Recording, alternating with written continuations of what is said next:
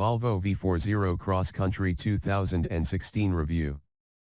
Range of midlife updates add to the appeal of the Volvo V40 Cross Country, but it's hard to recommend over the standard model. Verdict: 3-star.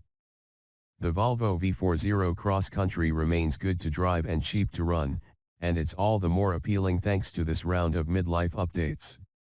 However, the V40X4 styling means it's still more show than go, and unless you opt for the top-spec T5 4-wheel drive isn't even an option. In isolation, the Cross Country is a good car, but we'd stick to a standard V40 for better value for money. If you crave the off-road looks, then try one of the Volvo's true SUV rivals. While the standard Volvo V40 competes in a tough class taking on rivals like the BMW 1 Series and Audi A3, this Cross Country version is much more niche. The DS4 Crossback is close on price, but it's tough to pin down a direct rival for the jacked-up hatchback. Like the car on which it's based, the V40 Cross Country has been facelifted to match more expensive models in the range such as the S90 Saloon and XC90 SUV. It still has the outgoing model's raised suspension, though, as well as front and side scuff plates and some more rugged-looking bumpers. Volvo has added a handful of extra standard kit including roof rails, 16-inch alloy wheels and LED headlights, as well as DAB radio and auto city braking. So it's loaded with kit, but even after a recent facelift, the interior of the V40 is feeling very dated. The dashboard is cluttered with buttons, and while it feels well built, it's nowhere near as modern as the one you'll find in a Mercedes GLA. The materials are mostly soft to touch, plus there's a metal section on the center console that prevents the whole cabin being covered in dark gray plastic, though it still feels dark inside the V40. That makes it seem less spacious in the front as well, although there is actually plenty of room inside. The seats are comfortable, with a well-judged driving position and plenty of support from the backrest. That's matched by the suspension setup, which despite being raised up is still comfortable enough. While it's not perfect over rough roads, it does ride nicely on the motorway. There's not too much body roll in corners either, and combined with the well-weighted steering, that means the Cross Country is almost as good to drive as the standard V40. Grip is good, but for a car like this you might expect it to have 4-wheel drive.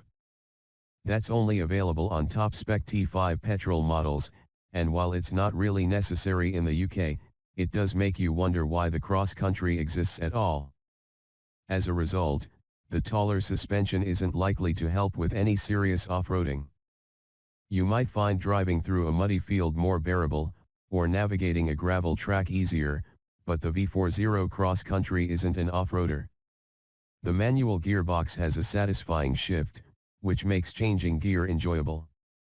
That's lucky, because the 2.0-liter D2 engine delivers its maximum torque of 280 Nm at just 1,500 RPM, so you need to change up quickly to make the most of it. It does feel powerful, despite only having 118 bhp. The 0 to 62 miles per hour time of 10.6 seconds seems a bit on the slow side, but on the road the Volvo has plenty of punch, while on the motorway you can just add some more throttle without changing gear, as the engine works hard from such low revs. Plus, since it manages 76.3 mpg and just 99 g/km of CO2, this engine will be the top choice for most buyers. It's not the most refined diesel at idle, with a harsh sound as you get up to speed, too, but it's quiet enough when cruising. Wind and road noise is a slight issue at 70 miles per hour, though it's not any worse than the standard car. The petrol-powered Mercedes GLA 200 costs about the same as this V40, but can only manage 48.7 mpg, and CO2 emissions of 134 g/km are much higher. So while the GLA has more of an SUV look to it, the V40 is much more economical. However, the standard V40 with the same D2 engine returns 83.1 mpg and 94 g/km of CO2. That's quite significant when you consider that the Cross Country commands a £1,800 premium, although you do get more kit as standard. Towing capacity will be a consideration for many V40 Cross Country buyers, and a figure of 1,500 kilograms, braked, is decent for a car of this size. The strong torque figure means it won't feel too strained while pulling, either.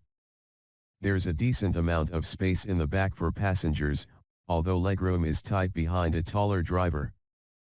It's no more spacious than a standard Volvo V40, however, and with the extra cost and slightly higher running costs, it's hard to recommend the Cross Country over the standard car, aside from if you really love the jacked-up looks. Key specs. Model, Volvo V40 Cross Country D2 NAV+. Price, £24,655. Engine, 2.0-liter 4CYL diesel. Power/torque, 118 bhp/280 Nm. Transmission, 6-speed manual, front-wheel drive.